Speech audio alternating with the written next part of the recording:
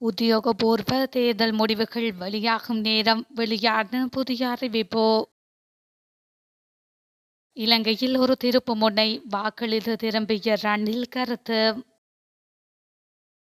இலங்கையை விட்டு தப்பியோடும் மஹிந்த சகாக்கள் விமான நிலையத்தில் சிக்கிய முக்கிய புள்ளி.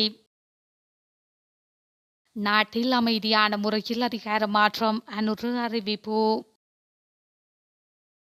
கச்சதீவு இலங்கையின் ஒரு பகுதி, இந்தியாவுடன் பேச எதுவுமில்லை, ரணில் அதிரடி.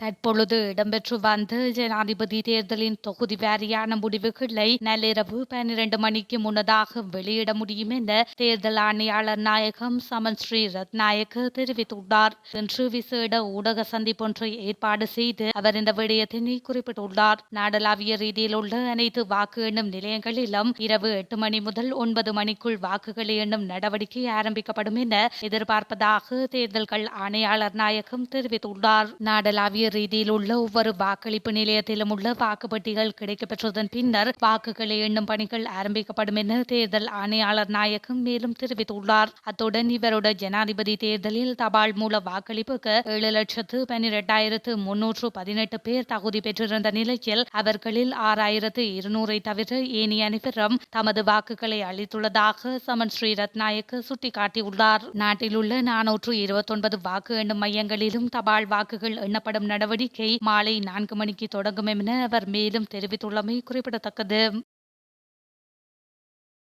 ரணில் விக்ரமசிங்க மற்றும் பேராசிரியர் மைத்ரி விக்ரமசிங்க ஆகியோர் இன்று காலை கொழும்பு பல்கலைக்கழக கல்லூரியில் வாக்களிப்பு நிலையத்திற்கு சென்று தமது ஜனநாயக கடமையை நிறைவேற்றியுள்ளனர். பின்னர் ஊடகங்களுக்கு கருத்து தெரிவித்த ரணில் விக்ரமசிங்க, அனைவரும் அமைதியாக செயல்பட்டு ஒன்றிணைந்து புதிய பயணத்தை ஆரம்பிக்க வேண்டும். இன்று நடைபெறும் தேர்தல் இலங்கையில் ஒரு திருப்புமுனை, இந்த நாட்டு மக்களின் எதிர்காலத்தை தீர்மானிக்கும் என ரணில் குறிப்பிட்டுள்ளார். நாட்டின் தற்போதைய நிலவரத்தை கருத்தில் கொண்டு புதிய தலைமைத்துவத்தை பரிசீலிப்பதற்கு இது சரியான தருணம் என நம்புகின்றீர்களா என ஊடகவியலாளர் ஒருவரின் கேள்விக்கு பதிலளித்த ரணில், கடந்த 2 வருடங்களில் தான் நாட்டின் பொருளாதாரத்தையும் ஜனநாயகத்தையும் பலப்படுத்தியதாக தெரிவித்துள்ளார். மக்களின் ஜனநாயக உரிமைகளை பாதுகாத்து தேர்தலை நடாத்த முடிந்தமை குறித்து தாம் பணிவுடன் பெருமை கொள்வதாகவும் ரணில் குறிப்பிட்டுள்ளார். இந்த தேர்தல் இலங்கையில் ஒரு திருப்பு முனையாகவும் நாட்டை அளித்த பாரம்பரிய அரசியல் மற்றும் பொருளாதார கொள்கையிலிருந்து விலகி நாட்டில் புதிய சமூக மற்றும் அரசியல் அமைப்பை கட்டியெழுப்புவதற்கான பெறுமதியான சந்தர்ப்பம் எனவும் ரணில் சுட்டிக்காட்டியுள்ளார்.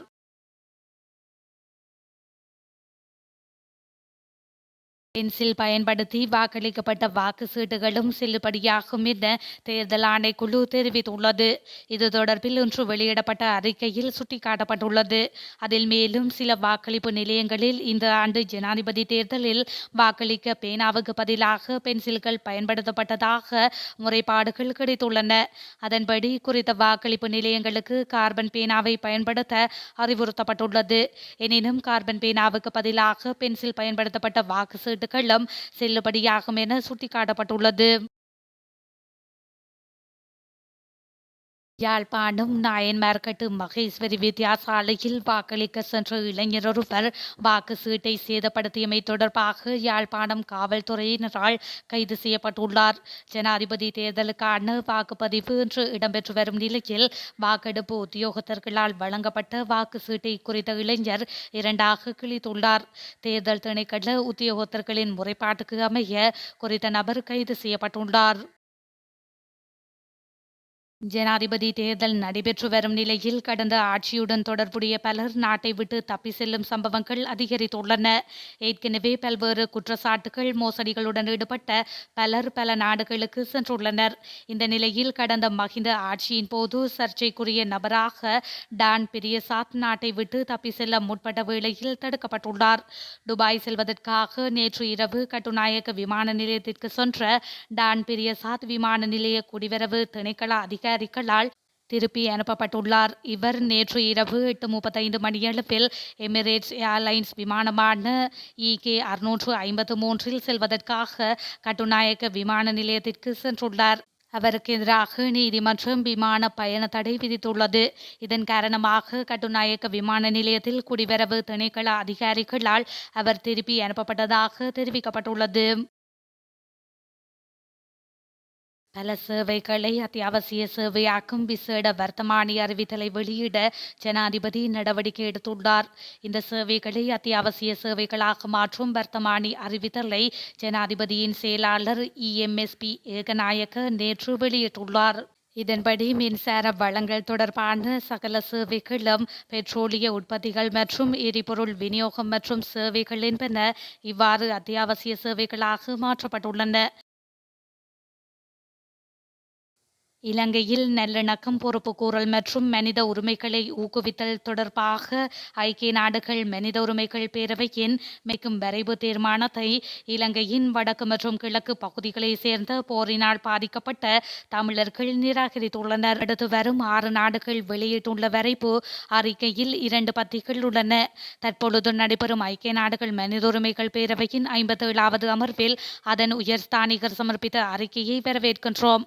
மனித உரிமைகள் உயர்ஸ்தானிகர் அலுவலகத்தின் தீர்மானம் 51 அடிப்படையில் தொடர்புடைய அனைத்து பணிகளையும் நீட்டிப்பது. அவையில் 58வது அமர்வில் ஐநா மனித உரிமைகள் உயர்ஸ்தானிகர் வாய்மொழியாக ஒரு அறிக்கையை அளிப்பது மற்றும் தமது 60வது அமர்வின் போது இலங்கையில் மனித உரிமைகள், நல்லிணக்கம் மற்றும் பொறுப்புக்கூறல் தொடர்பில் விவாதிக்கப்படக்கூடிய முழுமையான அறிக்கையை அளிப்பவர் என தீர்மானிக்கின்றது. அந்த வரைவு தீர்மானம் இந்த அமர்வில் வாக்களிப்புக்கு வரும் என எதிர்பார்க்கப்படுகின்றது.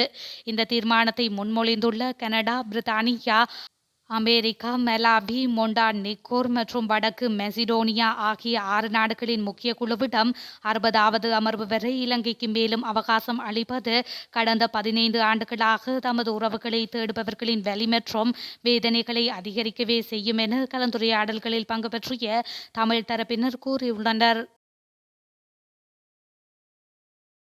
வன்முறை ஏதும் வெடிக்குமானால் ஊரடங்கு சட்டம் கடுமையாக நடைமுறைப்படுத்தப்படும் என பொதுமக்கள் பாதுகாப்பு அமைச்சர் டெரானலஸ் தெரிவித்துள்ளார். இலங்கையின் புதிய ஜனாதிபதியை தெரிவு செய்வதற்கான வாக்களிப்பு நடவடிக்கைகள் இன்று காலை 7 மணி முதல் முன்னெடுக்கப்பட்டு வருகின்றன.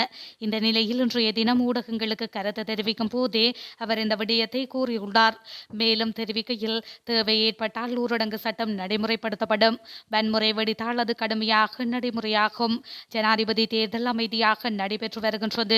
இந்த சூழலை பேணுமாறு பொதுமக்களிடமும் அரசியல் கட்சி தலைவர்களிடமும் நான் வேண்டுகோள் விடுக்கின்றேன்.